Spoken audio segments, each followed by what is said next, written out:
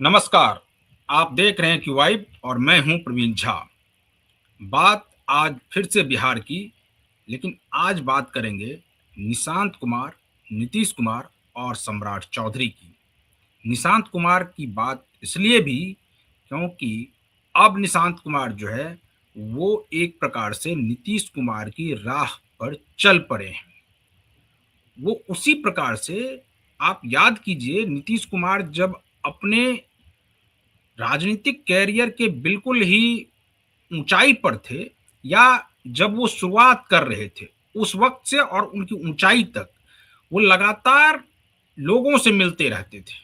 कभी वो इस प्रकार से नहीं रहते थे कि अकेले कहीं बैठे हुए हैं, उनसे कोई मुलाकात करने जाए तो उनसे मुलाकात ना हो, ऐसी बात नहीं होती थी। वो कार्यकर्ताओं से मिलते थे। यहाँ तक कि जब तक वो एक्टिव रहे अपने मुख्यमंत्री रहते हुए, तो उनका जनता दरबार जो है वो पूरे देश में जो है एक प्रकार से नजीर था कि वो 1 to 1 मिलते थे आम लोगों से। अब उसी राह पर एक प्रकार से निशांत कुमार भी चल पड़े हैं। निशांत कुमार प्रतिदिन जेडीयू कार्यालय जा रहे हैं, अलग अलग जगहों पर जा रहे हैं और लोगों से मिल रहे हैं, और हर जगह उनको ढेरों प्यार मिल रहा है और लोगों का समर्थन भी उसी प्रकार से मिल रहा है जिस प्रकार से नीतीश कुमार को मिला करता था। तो ये कहा जाए कि निशांत कुमार अब राह तो पकड़ ही लिए हैं। नीतीश कुमार की जो अभी तक की पूंजी है उसको वो और आगे बढ़ाने में लगे हुए हैं। आज उनका एक छोटा सा बयान भी आया। उस बयान में उन्होंने कहा कि वो सभी को साथ लेकर चलेंगे, सामाजिक न्याय जिस प्रकार से हो वैसी वो काम करेंगे। और एक जो महत्वपूर्ण बात उन्होंने कही कि जो कम्युनलिज्म है उसको लेकर उनकी विचारधारा वही रहेगी जो नीतीश कुमार की रही है। तो इसका मतलब है कि निशांत कुमार जो है वो बिल्कुल ही नीतीश कुमार की राह पर चल पड़े हैं। और दूसरी घटनाक्रम ये हुई कि आज नीतीश कुमार अचानक मिलने पहुंच गए सम्राट चौधरी के।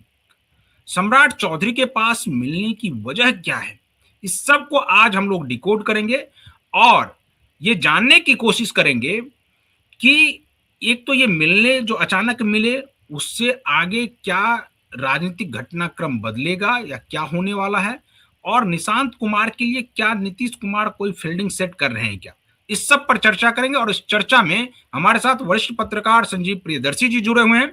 संजीव जी, आपसे हम जानने की कोशिश करेंगे कि आज जो अचानक से नीतीश कुमार मिलने पहुंच गए सीएम सम्राट चौधरी के पास, इस मिलने की वजह क्या है? क्या अब नीतीश कुमार को यह लगने लगा है कि निशांत कुमार अब बिल्कुल एक्टिव मोड में आ गए हैं, इसलिए उनके लिए कोई फील्डिंग सेट किया जाए, अभी तुरंत नहीं लेकिन आने वाले समय में वो आपको सत्ता में भी शामिल दिखाई दे सकते हैं? क्या ये वजह है या कोई नॉर्मल ऐसे ही कर्टसी मीटिंग थी, वो मिल लिए जाकर? नमस्कार आपको प्रवीण जी और आपके दर्शकों को भी मेरा नमस्कार। देखिए, नीतीश कुमार जी ने जब पद छोड़ा तो बहुत तरह की बातें विपक्ष कहने लगा, बहुत तरह के आरोप लगाने लगा और ये कहने लगा कि सब कुछ नीतीश जी के मन के मुताबिक नहीं। तो आज नीतीश जी खुद गए 5 देश रत्न मार्ग और वर्तमान में जो मुख्यमंत्री है सम्राट चौधरी से मिले, मुस्कुराते हुए तस्वीरें खिंचवाई, सारी उनके साथ विजय चौधरी भी थे।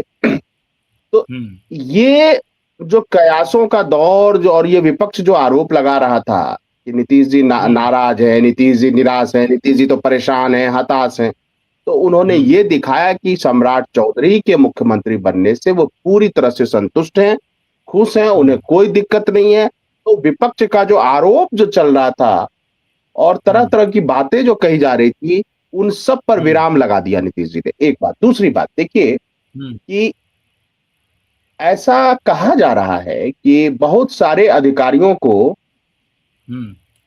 हटाया जा सकता है जो अभी वर्तमान में हैं, यानी कुछ रिटायर्ड हैं, वो भी सीएमओ से अटैच हैं, सीएम सेक्रेटेरिएट से अटैच हैं, एडवाइजर हैं पूर्व सीएम के। तो नीतीश जी की इच्छा यह है कि ठीक है, चेहरा बदल गया, निजाम वही रहना चाहिए मिला जुला के, यानी वही अधिकारियों की टोली रहनी चाहिए।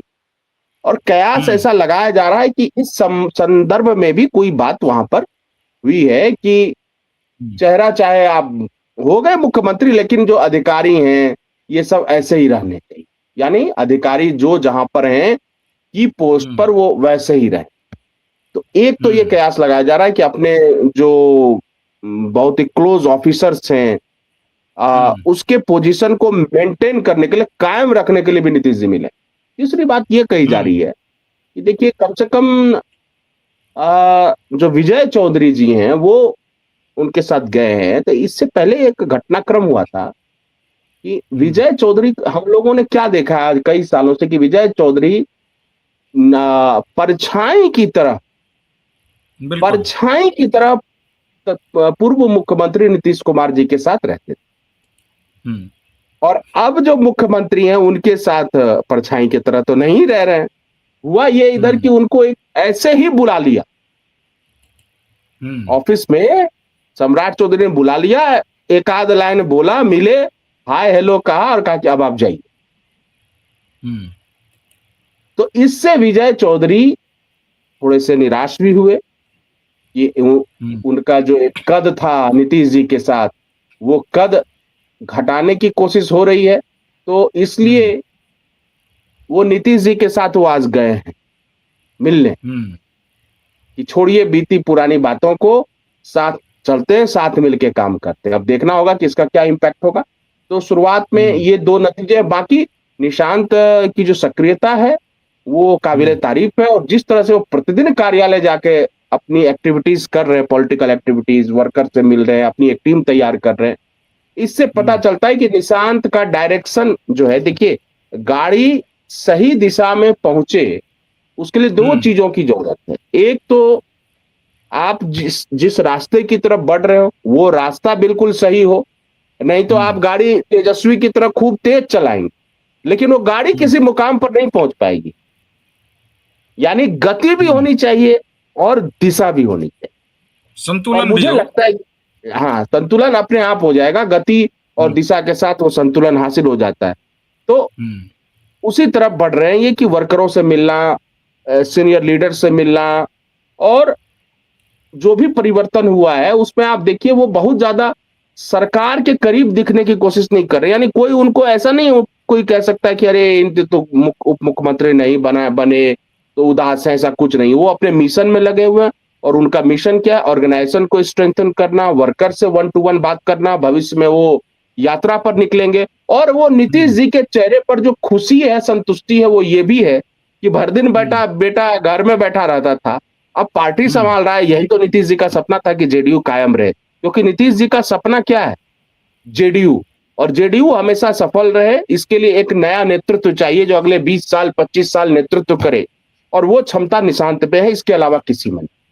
और उन्होंने निशांत ने जो एक खबर ये भी आ रही है संजीव जी कि अचानक जो आज नीतीश कुमार मिलने पहुंचे सम्राट चौधरी से, तो उसमें खबर ये है कि जिस प्रकार से नीतीश कुमार सभी के लिए एक प्रकार से एक जैसे ही थे, चाहे विकास के लिए भी हो, सभी का विकास उन्होंने किया, या जो मजहबी तरीके से भी अगर किसी उसमें शामिल होना हो तो सभी मजहब का वो सम्मान करते थे और सभी में जाते थे। कहा यह जा रहा है कि कल जो घटनाक्रम हुआ है उससे शायद नीतीश कुमार को ये लगा कि अभी अचानक से बने हैं, तुरंत ये मैसेज ना चला जाए कि अब बीजेपी अपना एजेंडा शुरू कर रही है और नीतीश कुमार के एजेंडे को पीछे कर रही है। तो इसीलिए ये नीतीश कुमार की मुलाकात हुई है कि चलो जो भी करना होगा करना, लेकिन अभी तुरंत वैसा मत करो। नहीं, इसके बारे में मुझे कोई जानकारी नहीं है। जो हो सकता है कि ये बात है, लेकिन मुझे लगता है ये सब इतना पर्सनल होता है कि कोई बड़ा नेता इन सब मुद्दों पर बातचीत नहीं करता, और आपको काम जो है वो संविधान के दायरे में ही रहकर करना है, और संविधान हमारा धर्मनिरपेक्षता को प्रमोट करता है। तो ठीक है, वो व्यक्तिगत पसंद नापसंद, अब किसी मुस्लिम वर्कर को या किसी मुस्लिम नेता को जबरदस्ती कोई हिंदू समाज का नेता या वर्कर जाके कहे कि अब टीका लगाओ ही, और जो है पाग पहनो ही या जनेऊ धारण करो, तो ये प्रैक्टिकली तो होता नहीं है। सब अपने स्वधर्म में रह के बेहतर काम करें। मुझे लगता है इससे ज्यादा बिल्कुल। नीतीश जी, इस एक जो चर्चा सामने आ रही है पटना में कि कैबिनेट का विस्तार भी होना है आगे चल के, तो बिल्कुल। कौन कौन से चेहरे जेडीयू से जाएंगे, तो इस पर भी जो है मुख्यमंत्री से विचार विमर्श हुआ है। एक तरह से देखिए कि वो पूरे बिहार की जनता को दिखाना चाह रहे हैं दो तरीके से, कि उनका लव कुश समीकरण में अटूट विश्वास है नीतीश जी का, हम्म। इसीलिए नित्यानंद राय साइडलाइन कर दिए गए। अंतिम हम्म। समय में नित्यानंद राय का चेहरा आप देखेंगे, अगर उस जगह जब उनकी घोषणा हो रही है एनडीए विधायक दल, पहले बीजेपी विधायक दल के नेता के तौर पर, हम्म। और उनका चेहरा आप देखिए, वो रविशंकर प्रसाद के बगल में बैठे थे और मैंने देखा वो चेहरा, मतलब ऐसा मायूस चेहरा नित्यानंद राय का कभी नहीं देखा हो। मैंने तो 10-15 साल में कभी नहीं देखा कि इतने मायूस रहे। तो एक तो लवकुश समीकरण, दूसरा ये कि मुख्यमंत्री के साथ उनके बेहद सौहार्दपूर्ण संबंध, और तीसरी बात है कि सम्राट के सीएम बनने से वो बहुत ही खुश है। वो मानते हैं कि ये वो सीएम है जो आगे चल के उस लवकुश समीकरण को कायम रखेगा। और एक बात और कही जा रही है, सम्राट चौधरी ने ये वादा किया है कि जेडीयू को हम नहीं तोड़ेंगे किसी भी शर्त। मतलब जेडीयू अटूट रहेगी, भले ही सत्ता में मुख्यमंत्री बीजेपी का हो, लेकिन जेडीयू के साथ कोई छेड़खानी नहीं की जाएगी। तो ये सारी चीजें बातचीत में है, कुछ चीजें सार्वजनिक मंच पर है। ये मेरा सवाल इसलिए था क्योंकि आज जो निशांत कुमार का बयान आया है, उस बयान को एक बार पहले हम अपने दर्शकों को सुना देते हैं, फिर उस बयान से कोरिलेट करके इसका जवाब आपसे लेंगे। मैं भी पिताजी की लोहियावादी समाजवादी विचारधारा से जुड़ा हूँ। क्राइम, करप्शन, कम्युनिज्म से कभी समझौता मैं भी नहीं करूंगा। तो आप सुन रहे थे अभी इस बयान को, और इस बयान में उन्होंने कहा कि क्राइम, करप्शन, और आखिरी वर्ड जो उन्होंने कहा उसी वर्ड को आप कोरिलेट कीजिए, खास करके कल जो सम्राट चौधरी के साथ जो घटना घटी, यानी कि जो उन्होंने एक प्रकार से टोपी पहनने से इनकार कर दिया, और आज ये निशांत कुमार का बयान आना, क्या ये भी, इस बयान के पीछे भी शायद नीतीश कुमार का रहा हो कि निशांत जो भी बयान दे उसके क्या क्या मायने निकाले जा सकते हैं, उस पर नीतीश कुमार बहुत ध्यान देते होंगे, और नीतीश कुमार का ये इंस्ट्रक्शन होगा कि आप इसी प्रकार से बोलोगे? नहीं, देखिए दो चीजें हैं। पहले ये बात की ये एक पॉलिसी है जेडीयू की, और उस पॉलिसी को वो दोहरा रहे हैं निशांत, कि हमारी जो पॉलिसी है क्रिमिनलाइजेशन, करप्शन और कम्युनलाइजेशन या कम्युनलिज्म, उसको स्वीकार नहीं करेंगे। एक चीज और जोड़ देते, कास्टिज्म, तो और बेहतर हो जाता। 3C से भाई जरूरी नहीं, नीतीश जी 3C पर थे तो एक चौथा सी आप निशांत बढ़ा दें कि कास्टिज्म को भी स्वीकार नहीं किया जाए। तो ये एक पॉलिसी मैटर है जेडीयू का। लेकिन देखिए, अगर ये बात है तो नीतीश जी ने भी पिछले दिनों जब मुख्यमंत्री थे तो उन्होंने टोपी पहनने से इनकार कर दिया था। इससे भी बड़ी बात, एक बुर्का नसी डॉक्टर जो थी, महिला डॉक्टर, उनके चेहरे पर जो नकाब था, बुर्का तो नहीं पहना था उन्होंने, बस चेहरा उन्होंने ढका हुआ था, तो उनको भी हटा दिया था। कोई बुरे नियत से नहीं हटाया था। एज ए फादर उन्होंने कहा कि चलो बेटिया है, बस इस तरह से। तो मुझे लगता है कि वो सारी चीजों को वो डिलीट कर रहे हैं लोगों की मेमोरी से निशांत, खास करके मुस्लिम वर्ग की मेमोरी से, कि चलिए वो चीज गलती हो गई या भूल चूकवश हो गई पिताजी से, लेकिन हम अभी भी जो है कम्युनलिज्म के विरुद्ध में। और ये दिखता भी है, जब निशांत ने जेडीयू ज्वाइन किया था तो वो दरगाह पर भी गए, मंदिर में भी गए, गुरुद्वारे भी गए, तो वो सबको लेकर चलने की बात कर। तो मुझे, और हाईकोर्ट वाला जो वो मजार है वहां पे उनके पिताजी भी जाते रहे और वो भी गए, तो ठीक है। देखिए मुझे लगता है कि इतना अभी निशांत की एक एक गतिविधि को इस तरह से नहीं देखा जा सकता कि निशांत की ये शुरुआती दौर है। हाँ, ये जरूर है कि वो ये कह रहे हैं कि वो अपने पिता की जो भी पॉलिसी है, आदर्श जो लंबे समय तक रहा, उस पर वो कायम रहेंगे और जेडीयू को यूनाइट करके रखेंगे। हालांकि अगर उस 3C में एक चौथा सी अपने तरफ से निशांत ये भी जोड़ देते कि कास्टिज्म को भी स्वीकार नहीं करेंगे, तो निशांत और निखर कर आते। वैसे भी मुझे लगता है कि जितनी सक्रियता निशांत की अभी है, अगर ये सक्रियता 1 साल तक कायम रह गई तो मुझे लगता है जेडीयू पहले से भी मजबूत हो जाएगी। जेडीयू कमजोर तो है नहीं, जेडीयू मजबूत है। तब तो संजीव जी, इसका मतलब है कि फिर तो तेजस्वी यादव के लिए, जो नेता प्रतिपक्ष हैं, उनके लिए एक प्रकार से बहुत ज्यादा ये हो जाएगा कि अब वो किस प्रकार से आगे बढ़े अपने लिए। क्योंकि अगर निशांत कुमार इतने एक्टिव हो जाएंगे तो तेजस्वी यादव तो अभी बिल्कुल ही इनएक्टिव मोड में चले गए हैं। ऐसा लग ही नहीं रहा है कि विपक्षी दल में कोई है भी, और कोई कार्यक्रम आयोजित भी हो रही है, या वो अपने कार्यकर्ताओं से मिल रहे हैं, नेताओं से मिल रहे हैं, कुछ भी नहीं दिख रहा है। क्या ये सिर्फ आरजेडी में थिंक टैंक की कमी की वजह से हो रही है, या उनको जो चलाने वाले लोग हैं, जो दूसरे राज्यों से हैं उनके आसपास, उनको ये समझ में नहीं आ रहा है कि बिहार में कैसे पॉलिटिक्स की जाती है, और वो उसी से उस तरह से उनको खास करके तेजस्वी यादव को बताते कि आप अब एक्टिव मोड में आ जाइए, ये बताने में क्यों नाकाम हो रहे हैं? नहीं, तेजस्वी पूरी तरह से एक्टिव है, और तेजस्वी आज केरला में है या नहीं साउथ नहीं, के वो किसी राज्य में है। केरला वाली छोड़ दीजिए, मैं केरला या वो तो एक या खास इलेक्शन का कैंपेन है, उसको मैं छोड़ कर, दीजिए, उस चीज का नहीं मैं चर्चा नहीं, ही नहीं कर रहा हूँ। कैंपेन, मैं ये कह रहा हूं कि वो साउथ इंडिया में हो सकता है, तमिलनाडु में और केरल में, लेकिन आज वो हम्म। आउट ऑफ द बिहार है। उसमें मुझे हम्म। लगता है दो चीजें, अभी कोई नजदीक में कोई चुनाव भी है नहीं, और हम्म। आप इससे समझ सकते हैं कि जो ढाका के जो विधायक थे फैजल रहमान, उस पर कोई कार्रवाई नहीं, एक हम्म। अदरा नोटिस तक नहीं गया। क्यों नहीं गया? क्योंकि वो हम्म। एक विधायक को अगर हटा देंगे तो 24 की संख्या आ जाएगी, तो कैबिनेट का रैंक भी छिन जाएगा, नेता प्रतिपक्ष भी नहीं बिल्कुल रह बिल्कुल। पाएंगे। तो हम्म। मुझे लगता है कि बिहार से उनको निराशा हाथ लगी है अभी, तो हम्म।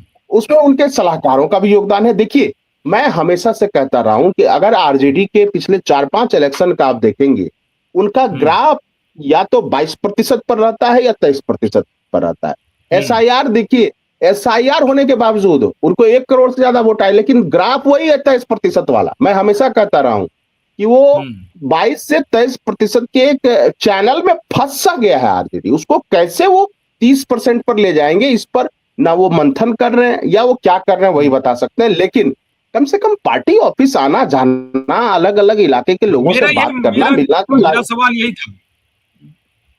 हाँ, वो नहीं कर रहे हैं। और मुझे लगता है कि एक निराशा की स्थिति तो जरूर है, आरजेडी में भी है।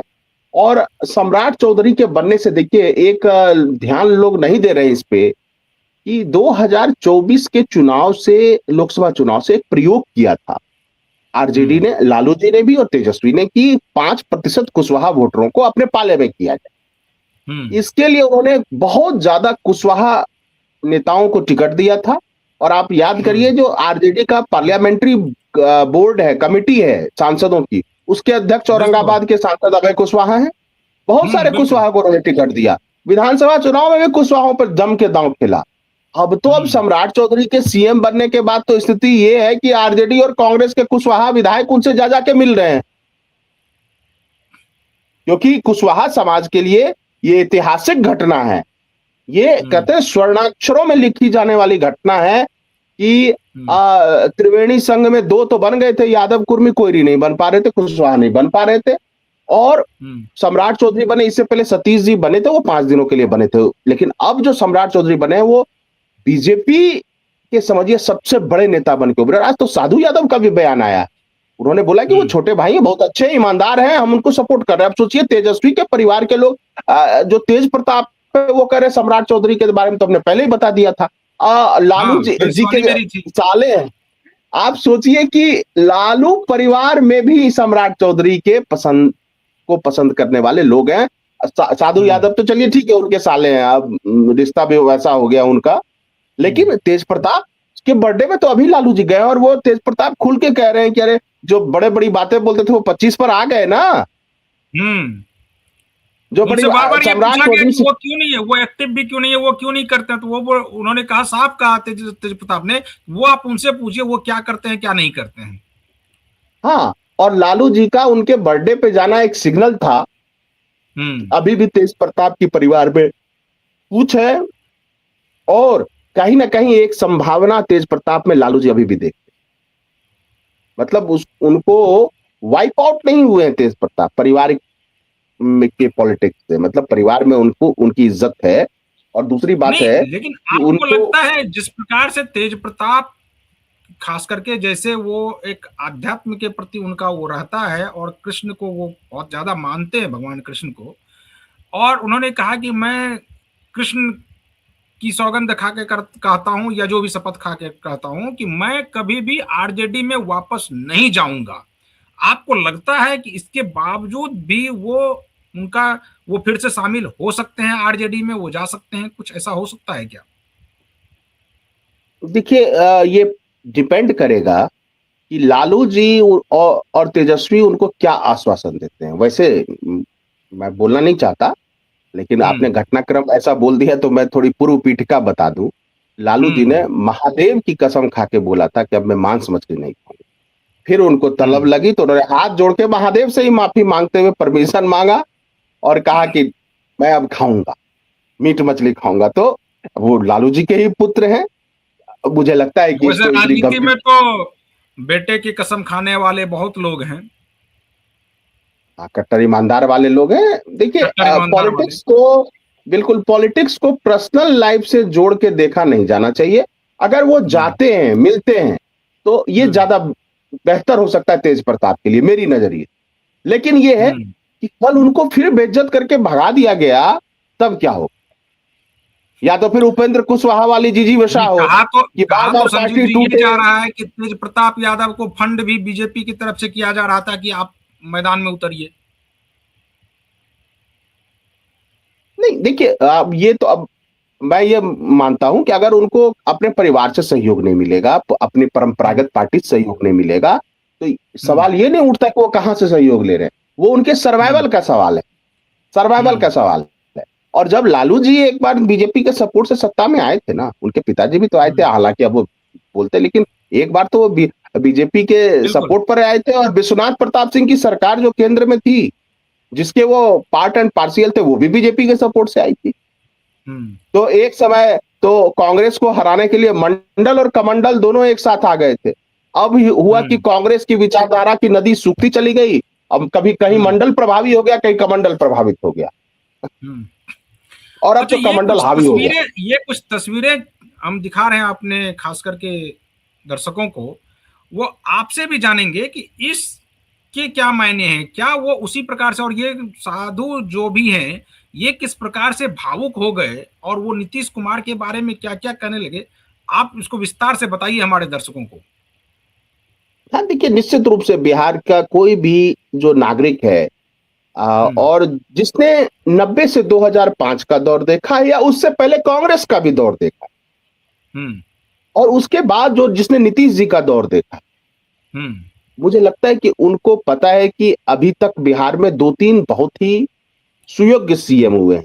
एक तो श्री बाबू थे, उसके बाद आप कर्पूरी ठाकुर जी का नाम कह सकते हैं, हालांकि उनको समय बहुत कम मिला। लालू जी का देखिए, उनका सोशल जस्टिस को लेकर एक है, वो खिंची हुई लकीर है उनकी, उसको मिटाया नहीं जा सकता। But economic development, infrastructure development, poverty alleviation, इन सब में उनका कोई योगदान नहीं। हाँ, जो जिसको कहते हैं ना कि बोलने के लिए मुंह दिया, मुंह में आवाज दिया, बोली दिया, और बैठने के लिए कुर्सी चारपाई दिया, पहनने के लिए चप्पल का दिया, तो ये सब उनकी एक उपलब्धि है। लेकिन डेवलपमेंट के मामले में 2 ही 3 आप कह सकते हैं। और कर्पूरी ठाकुर जी का भी उनका सोशल अपलिफ्टमेंट जो था, जो खास करके अति पिछड़ी जातियों का, वो निश्चित रूप से वो आज भी बिहार की राजनीति को तय कर रहा है, और उनकी प्रासंगिकता बची, इसलिए उनको भारत रत्न की उपाधि दी जा रही है। यानी डेवलपमेंट के उसमें अगर आप कहिएगा तो 2 हैं, श्री बाबू और उसके बाद नीतीश कुमार। बीच में जगन्नाथ मिश्रा जी का थोड़ा सा एक छोटा कार्यकाल है, लेकिन उसमें उनका डेवलपमेंट मॉडल थोड़ा अलग था। उन्होंने एक मध्यम वर्ग क्रिएट करने की कोशिश की बिहार में, अचानक सबकी सैलरी बढ़ाई, ज्यादा चाहे पुलिस हो, चाहे वो शिक्षा में हो, चाहे इंजीनियर्स हो, डॉक्टर्स हो, उन्होंने एक मध्यम वर्ग पैदा किया। और उसी मध्यम वर्ग से बाद में चल के आईएएस बने, आईपीएस बने, आईएफएस बने, और पूरे देश में जो है गवर्नमेंट सर्विसेज में बिहारियों का प्रभुत्व बढ़ा। तो उसके पीछे उनकी ये सोच थी कि अगर मध्यम वर्ग को पैदा कर देते हैं तो बिहार में ग्रोथ का इंजन चल जाए। हालांकि आलोचना उनकी भी काफी होती है, लेकिन अब वो दिवंगत है, क्या कहा जाए। तो लेकिन वर्तमान में जिस उम्र के वो साधु बाबा हैं, उन्होंने सबका राजपाट देख लिया।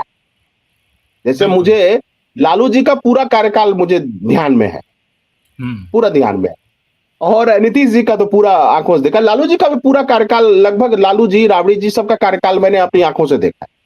तो बिल्कुल। उसमें आप जरूर ये कहेंगे कि नीतीश जी बहुत आगे हैं, बहुत आगे। और हम्म। ये निश्चित रूप से, और लोग नीतीश जी के मुख्यमंत्री पद से हटने के बाद हताश भी है बहुत सारे लोग कि आगे हम्म। क्या होगा। जिस तरह से उन्होंने गांव में गरीब महिलाओं, हर जगह, कहते हैं ना, जहां भी एक झोपड़ी थी वहां दिया जलाने की कोशिश जरूर की। कहीं गांव में बिल्कुल। सड़कें नहीं थी, शहरों में सड़कें नहीं थी प्रवीण जी, जो आज मैंने कई जगह बोला है कांग्रेस के प्रवक्ताओं के साथ में कि आप कहते कि बिहार पुवर्टी में ऐसा है, अनएम्प्लॉयमेंट ये है, स्किल हम्म। डेवलपमेंट नहीं है, इंडस्ट्रियलाइजेशन नहीं। मैं ये कहता हूं कि डेवलपमेंट तुलनात्मक होता है, विकास तुलनात्मक होता बिल्कुल। है। 2005 से पहले का बिहार क्या था? मैं तो 2005 के बिहार बाद के, का बिहार क्या है?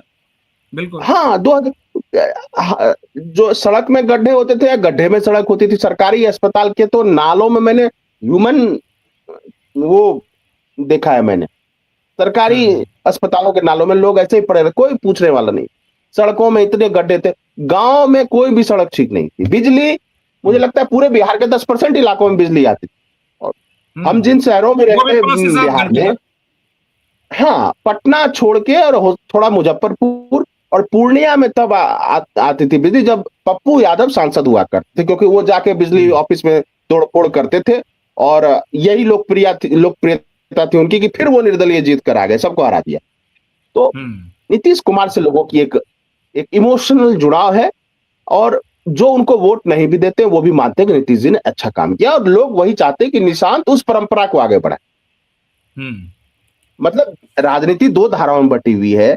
कोई कास्ट के नाम पे पोलराइज कर रहा है तो वो आरजेडी है, कोई रिलीजन के नाम पे पोलराइज कर रहा है तो वो बीजेपी है। लेकिन नीतीश जी उस धारा के हैं जो ना कास्ट पे पोलराइज कर रहे हैं, ना, ठीक है, उनका सोशल इंजीनियरिंग है, ना वो रिलीजन के आधार पे कर रहे हैं। उनका ये डेवलपमेंट मॉडल, वुमेन एम्पावरमेंट, महिलाओं के सशक्तिकरण। संजीव जी जी, आखिरी सवाल आपसे लेंगे। आपने कहा कि अब उसी राह पर निशांत कुमार अगर आगे बढ़े तो ज्यादा बेहतर होगा। आपको ऐसा लगता है कि अभी जिस प्रकार से वो एक्टिव हैं, आने वाले समय में भी इसी प्रकार से वो एक्टिव रहेंगे और जेडीयू को एक नई मुकाम तक पहुंचाएंगे? देखिए, राजनीति का नशा किसी को अगर एक बार लग जाता है हम्म। तो वो साथ ही जाता है। हम्म। मुझे लगता है वो नशा थोड़ा थोड़ा तो जरूर लग गया है निशान को, और लग गया तो वो हम्म। बिहार के लिए बहुत अच्छी बात है कि एक अलग धारा की पॉलिटिक्स जेडीयू करेगी। और वो हम्म। बैलेंसिंग एक्ट रहेगी दोनों तरफ, कोई कास्ट के नाम पे कर रहा है, कोई रिलीजन के नाम पे, और इनका रहेगा डेवलपमेंट। और जो नीतीश जी की जो उपलब्धियां रही और वो बिहार के लिए शुभ संकेत है। अगर वो किसी के भी हम्म। साथ जाके सरकार बनाएंगे तो भी हम्म। डेवलपमेंट बिहार में होता रहेगा, क्योंकि जेडीयू जो है एक रिग्रेसिव फोर्स नहीं है, एक प्रोग्रेसिव फोर्स है। चलिए, चलिए संजीव जी, तो आज हम लोग इस डिबेट को यहीं पर खत्म करते हैं। तो जो दर्शक हमारे साथ बने हो, इस वीडियो को फटाफट शेयर कर दीजिए। अगर आप हमारे इस वीडियो को यूट्यूब चैनल के जरिए देख रहे हैं तो चैनल को सब्सक्राइब कर लीजिए और वीडियो को शेयर कर दीजिए। कमेंट भी करते रहिए कि आपको ये डिबेट कैसा लगा। इसके अलावा अगर आप फेसबुक पेज के जरिए इस वीडियो को देख रहे हैं तो पेज को फॉलो कर लीजिए और वीडियो को वहां से भी अपने वॉल पर शेयर कर सकते हैं। कमेंट वहां भी करते रहिए। एक्स हैंडल पर भी आप हमारे साथ जुड़ सकते हैं। बाकी तमाम खबरों के लिए बने रहिए क्यू वाइब के साथ। मुझे दीजिए अनुमति। नमस्कार।